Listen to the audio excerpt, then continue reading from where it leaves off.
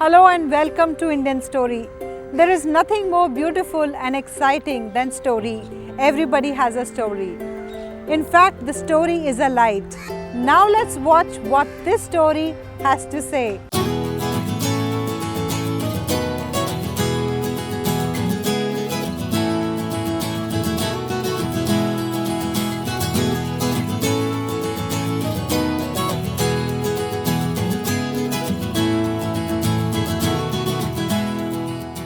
नमस्कार दर्शकों, मेरा नाम सुभाष खन्ना है। मैं 73 वर्ष का हूं और मुझे भारतवासी होने का गर्व है।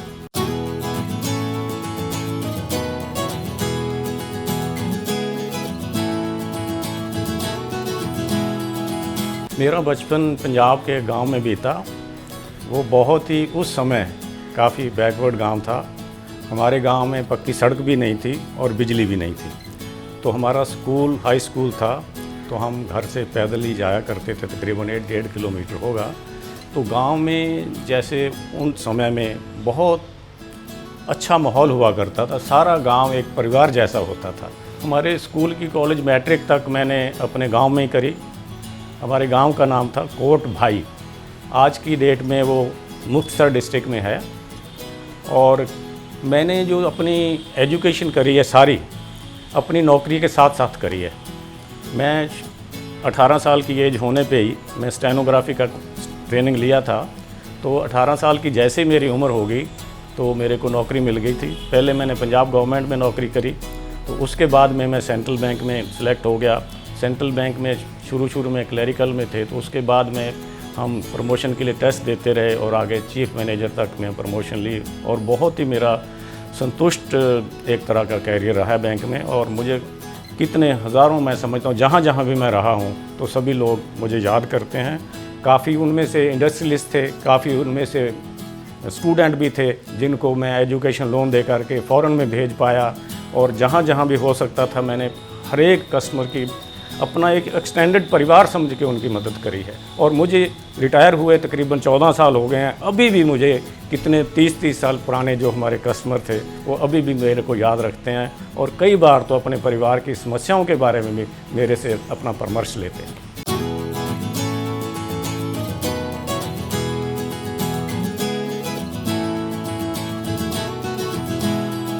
हमारे पिताजी का नाम मोहनलाल खन्ना जी था। उन्होंने जो हमें संस्कार दिए वो अभी भी हमारे साथ चल रहे हैं। तो हमारे पिताजी एक टीचर थे और मुझे इस बात का गर्व है कि मैं एक टीचर का बेटा हूँ। और उनका पूरे गांव में बहुत सम्मान होता था हमेशा। कई बार उनके जो स्टूडेंट मिलते थे तो उनको याद करके उनको बहुत अच्छा लगता था। और मुझे भी गर्व होता था जब वो कहते थे कि हम तो जो आज हैं आपके पिताजी के बनाए हुए। और जो काम मैं कर रहा हूँ अपनी ज़िंदगी में और जिस तरीके से मैंने अपने बैंक में सेवा करी है या समाज सेवा में लगा हुआ हूँ, मुझे पूरा यकीन है कि ऊपर अर्शों से भी वो मुझे आशीर्वाद दे रहे होंगे। जब भी हम सुबह अपने पिताजी को प्रणाम करते थे, ही वुड ऑलवेज से आशीर्वाद देते, देश और कौम की सेवा करो, देश और कौम ने आपकी खुशियाँ देख ली, ये कहते थे हमेशा। वो जज्बा हमारे सभी भाइयों में है। मैंने जो बैंक में भी नौकरी करी है वो सेवा भाव से करी है। मुझे इस बात पे बड़ा फ़ख्र है कि कई सैकड़े हमारे जो कस्टमर्स थे उनकी ज़िंदगी को बेहतर बनाने में मेरा योगदान रहा है।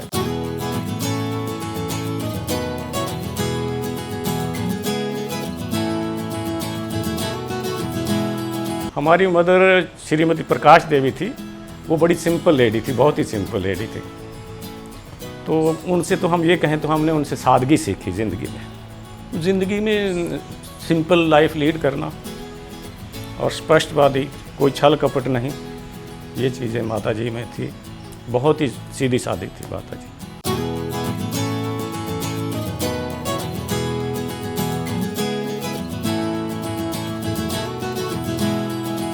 We were 4 brothers. The eldest one has died 6-7 years back.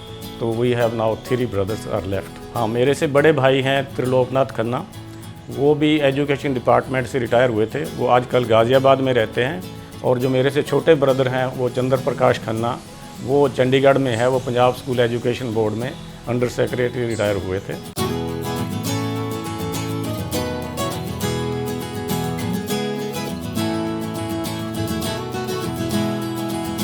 मेरी शादी 1974 में हुई थी। उनका नाम है Shrimati Urmil Khanna. She has been always a big sport. मैंने बीच में बल्कि IAS का एग्ज़ाम भी दिया था 77 में। तब मेरे दोनों बच्चे हो चुके थे। एक्चुअली अगर मुझे वो पहले से वो अवेयरनेस आ गई होती तो हो सकता है मैं थ्रू हो जाता उसके। तो somehow I went up to the interview level. उस वक्त मैं थोड़े से नंबर से रह गया था, तो मैं काफ़ी देर तो विदाउट पे भी रहा हूँ। तो मेरी वाइफ का फाइनेंशियल सपोर्ट भी रहा है। इवन अदरवाइज़ भी किसी भी काम के लिए शी स्टैंड्स बाय मी। अभी पिछले साल ही हमने अपनी 50th मैरिज एनिवर्सरी मनाई थी और एक बहुत बड़ा माता की चौकी हमने एक इवेंट रखा था हमारे सीनियर सिटीजन में। वो बहुत ही लोगों को अच्छा लगा। बड़ा डिवाइन उसमें एटमॉस्फेयर हो गया था। इतना झूम रहे थे लोग खुशी से। मेरी बड़ी जो है वो मेरी बेटी है, वो है वंदना शर्मा। शी मैरिड टू ए शर्मा। और मेरा बेटा है विवेक। दोनों ही बच्चे मेरे अमेरिका में सेटल्ड हैं और वहाँ के वो सिटीज़न हैं। I feel lucky to have such children. जो मेरी बेटी है वो बेटा और बेटी दोनों ही बड़े भक्ति भाव वाले हैं और उनका अपने समाज में बहुत अच्छा पॉपुलैरिटी है उन्हें। जो मेरी सबसे बड़ी ग्रैंड डॉटर है, मेरी बेटी की बेटी, वो है पलक शर्मा। उसने अभी जॉर्जिया टेक यूनिवर्सिटी से डिग्री ली है आर्किटेक्चर में। अभी पीछे हम जा कर के आए हैं तो उसका ग्रेजुएशन सेरेमनी थी। सिमिलरली आफ्टर दैट हमारी जो पोती है ग्रैंड डॉटर, वो न्यूयॉर्क में रहती है, तो उसने 12वीं करी है। She has gone to college. तो उनकी ग्रेजुएशन हम अटेंड करने गए थे। वो बहुत ही हमारे लिए सुखद अनुभव था। तो हम काफ़ी बल्कि सालों से इस इंतज़ार में थे कि हम अपने ग्रैंड चिल्ड्रन की जो ग्रेजुएशन सेरेमनी को देखने जाएंगे। परमात्मा की बहुत कृपा है। बच्चों को भी हम ये कहते हैं, बी ऑनेस्ट, बी डेडिकेटेड। कोई भी काम आप करते हो पूरी लगन से करिए, दिल से करिए, you will be successful.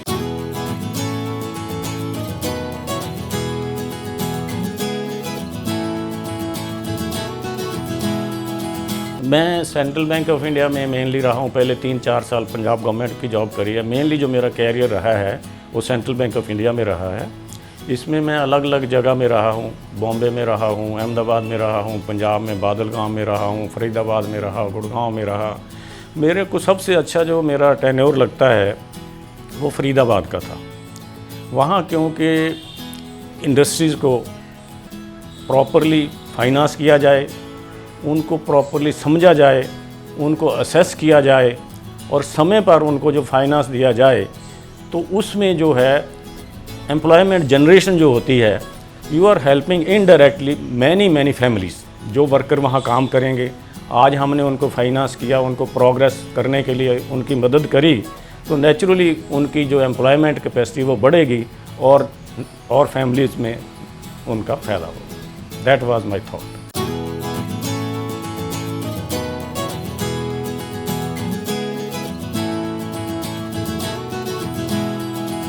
Inspiration, तो I always remember my father and the principles he had। तो कुछ इंस्टांसेस उनके कहना शायद इस वक्त होगा रेलेवेंट या नहीं। If you want I can tell one of those. हमारे घर में गांव में बिजली तो थी नहीं, तो हमारे घर में 5-6 बच्चे रोज़ आते थे, शाम को पढ़ने आते थे, रात को वहीं सोते थे। तो ऐसे एक फट्टा सा होता था, प्रॉपर चेयर वगैरह भी नहीं होती थी, ज़मीन में ही बैठ के एक कैरोसिन का लैंप होता था, उसमें बैठ के पढ़ते थे। और इतना उनके प्रति हमारे पिताजी का प्रेम भाव था कि वो रात को वहीं सोते थे और नेवर कोई क्वेश्चन ही नहीं था कि उनसे किसी प्रकार का ट्यूशन फ़ी ली जाए। तो इस तरह के आज के युग में मेरा ख्याल कोई नहीं मिल सकते।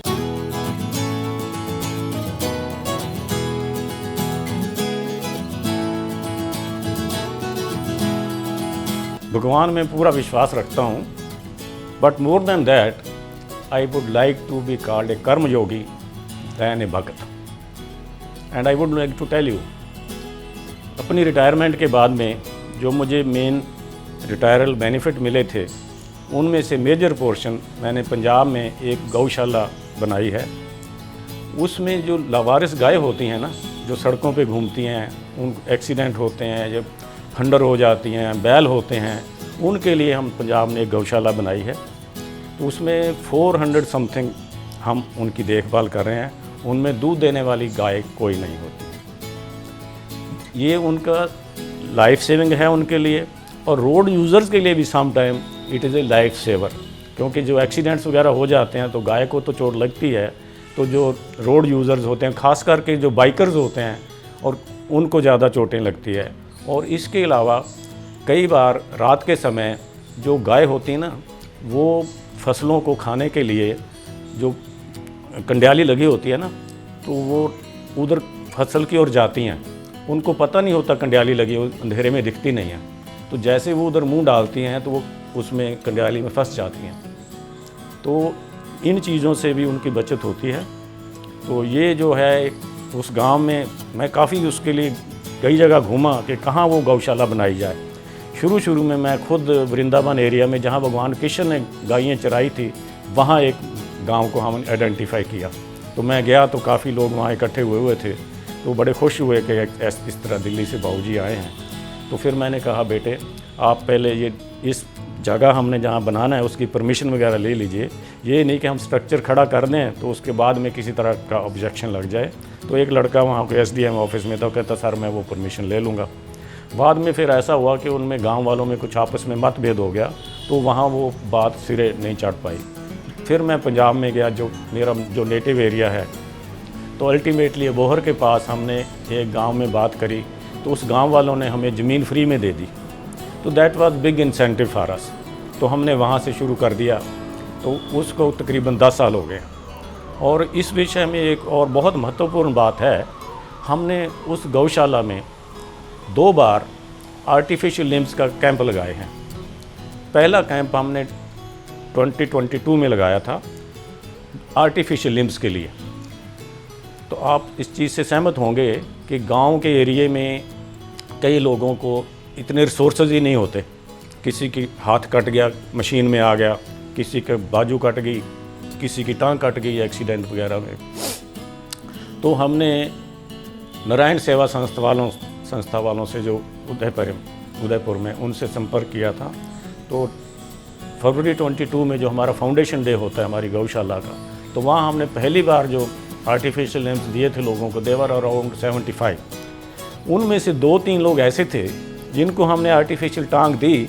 थोड़ी देर बाद हमारी ही गौशाला में वॉलीबॉल ग्राउंड है, वो वॉलीबॉल खेल पा रहे थे। उससे सुखद अनुभव ज़िंदगी में मेरे लिए और कुछ नहीं हुआ। कोरोना के दिनों में, कोरोना के टाइम में सारी दुनिया को पाबंदी थी, इधर नहीं जाना उधर नहीं जाना। एक परिवार था, वो लोधी रोड में जो है ना मंदिर है पुराना, वहाँ के जो पंडित जी हैं उनकी एक बेटी मानते हैं उसको, जो मेरी वाकिफ़ है, वो कवित्री भी है। उसने उन कोरोना के दिनों में कोई आता नहीं था। The family was not having food to eat, घर चलाना उनके लिए बड़ा मुश्किल हुआ था। उसने उससे बात करी, कहते बेटी से मांगा तो नहीं जाता, लेकिन फिर उसने कहा आप ऐसे करो पंडित जी, एक खन्ना है एक, उनको फ़ोन कर लो। फिर उन्होंने मुझे फ़ोन किया। कोरोना के दिनों में मैंने उनके लिए जितना राशन वगैरह हो सकता था वो उनके पहुंचाया। फिर जगह जगह लोगों को उन दिनों ये मास्क की ज़रूरत होती थी, मास्क की बड़ी शॉर्टेज थी। तो मैंने पूरे संत कुंज में जो हमारी फेडरेशन है उनको सर्कुलेट किया कि मुझे बताइए कि इसको कितने कितने मास्क चाहिए। हमारे गार्ड हैं या स्वीपर हैं या दूसरे हैं, सबको जैसी जैसी रिक्वायरमेंट थी। तो मैंने एक हमारे मित्र से मंगवाए, 2-3 हज़ार मंगाए होंगे उन दिनों। तो मैं खुद जाके सुबह सुबह जहाँ जहाँ भी ज़रूरत थी, जितने किसी ने मांगे उससे ज़्यादा जा कर के उनको मास्क मैंने दिए। बल्कि उन दिनों एक इलाहाबाद हाई कोर्ट के जज थे, वो भी यहाँ उनकी फैमिली रहती है, तो वो भी आए हुए थे। तो मैंने उनको सप्लाई किए, कहते ये बहुत अच्छे यार और ला के देना। मैं क्या बताओ कितने चाहिए, तो कहते 50 दे दो। तो मैंने 100 दिए उनको। तो मुझे बड़ा अच्छा लगता है कि वो हमारे यहाँ से इलाहाबाद तक वो जो मास्क थे वो गए। मुझे रोटरी ज्वाइन करे हुए तकरीबन 25 साल हो गए हैं। रोटरी होना एक तरह का ब्रांड है और एक तरह की वैल्यू एडिशन है। और रोटरी में जुड़े होने की वजह से हमारे जो रिसोर्सेज हैं वो भी बढ़ गए हैं। जैसे कि हमारे रोटरी में कैंसर के लिए हेल्प करी जाती है, मैमोग्राफी की वैन है, डेंटल वैन है और सिमिलरली टीबी के लिए भी है। तो अलग अलग जो सर्विसेज हैं वो हमारे को अवेलेबल हो जाती हैं। उनके माध्यम से हम कई जगह मेगा हेल्थ कैंप भी लगा पाते हैं और मुझे बड़ा अच्छा लगता है जब मैं मैमोग्राफी के कैंप या पैप स्मीयर वगैरह के कैंप लगाता हूँ। मैं ख़ास करके जिक्र करना चाहता हूँ कि हमने एक बार सोनीपत तक जा कर के भी मैमोग्राफी का कैंप लगाया था और जब भी मैं इसके बारे में लोगों से जिक्र करता हूँ तो उनको बहुत अच्छा लगता है और रोटरी का जो इमेज है वो भी उससे ज़्यादा बढ़ जाता है लोगों के दिल में कि रोटरी देश भर में नहीं दुनिया भर में कितना अच्छा काम कर रहा है। मैं 2 बार रोटरी इंटरनेशनल की कन्वेंशन भी अटेंड कर चुका हूँ। पहली बार मैंने रोटरी कन्वेंशन ह्यूस्टन में अटेंड करी 2022 में, फिर उसके बाद में मैंने 2024 में मेलबर्न में भी रोटरी इंटरनेशनल की कन्वेंशन अटेंड करी। It is a life time experience. दुनिया भर के लोग आते हैं तो आपको एक तो बहुत बड़ा एक बहुत ही एंटरटेनिंग वहाँ प्रोग्राम्स होते हैं। दुनिया भर के लीडर्स जो आते हैं उनकी स्पीचेस आप सुनते हो तो आपका एक ऑरा बढ़ जाता है, आपकी एक वैल्यू एडिशन मैं समझता हूँ बढ़ जाती है। पोलियो हमारे देश से जो ख़त्म हुआ है उसमें हमारे जैसे रोटेरियंस का बहुत योगदान है। मैं रिसेंटली श्री राधा कृष्ण विद्या निकेतन पुष्प विहार से जुड़ा हुआ हूँ। शुरू में हमने उनके स्कूल में कुछ हेल्थ कैंप्स लगाए थे, डेंटल कैंप लगाए, बच्चों की विभिन्न प्रकार की जो समस्याएं थी या जो उनके पेरेंट्स की समस्याएं थी, पीटीएम में जब वो आते हैं तो उनकी हेल्थ इश्यूज़ के बारे में हम उनको एजुकेशन दिया, लेक्चर दिए, टॉक दिए और डिफरेंट सर्विसेज भी दी हेल्थ कैंप्स में। और ये जो संस्कार केंद्रों का उनका अभियान रिसेंटली चालू हुआ है उसका पर्पज़ ये है कि जो झुग्गी झोंपड़ी वाले बच्चे जो फॉर्मल स्कूलों में एजुकेशन नहीं ले लेते हैं तो उनके लिए विशेष रूप से संस्कार केंद्र खोले गए हैं ताकि उनको भारतीय संस्कृति से जोड़ा जाए। मेरा ये प्रयास जारी रहेगा कि इस प्रकार के संस्कार केंद्र और प्रमोट किए जाएं ताकि हमारे भारतीय बच्चों में सनातन धर्म के बारे में, अपने देश के बारे में एक श्रद्धा भाव पैदा किया जाए और हमारी भारतीय संस्कृति से वो जुड़े रहें।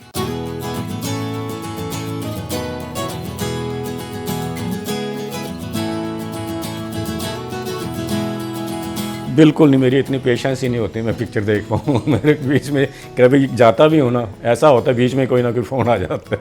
म्यूज़िक तो मैं गाता तो नहीं हूँ लेकिन सुनने में मुझे बड़ा अच्छा लगता है और हमारी सीनियर सिटीजन वेलफेयर एसोसिएशन में हम इस तरह के प्रोग्राम करते रहते हैं एंड वी प्रमोट।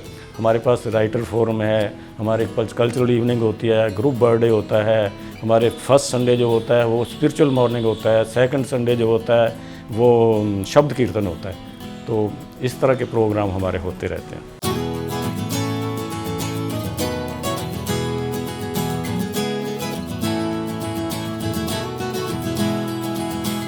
हमें मोदी जी पसंद है क्योंकि देश के लिए वो एक वरदान है, पूरे हिंदुस्तान के लिए ही नहीं पूरी दुनिया के लिए वो वरदान है। वो एक सच्चे सुच्चे इंसान हैं, उनमें कोई छल कपट नहीं है, बनावट नहीं है। वो देश का भला चाहते हैं, पूरी मानवता का वो भला चाहते हैं।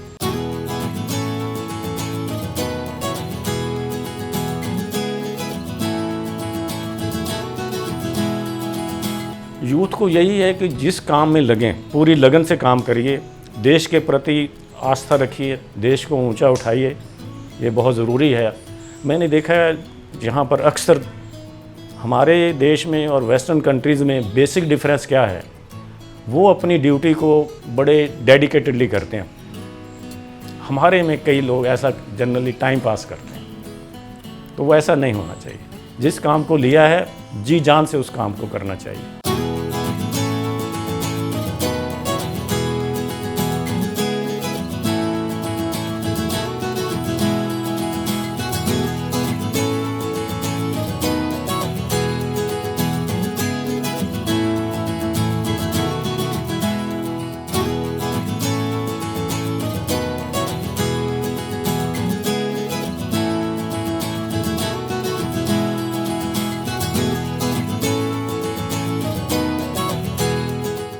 Yes, we are all unique.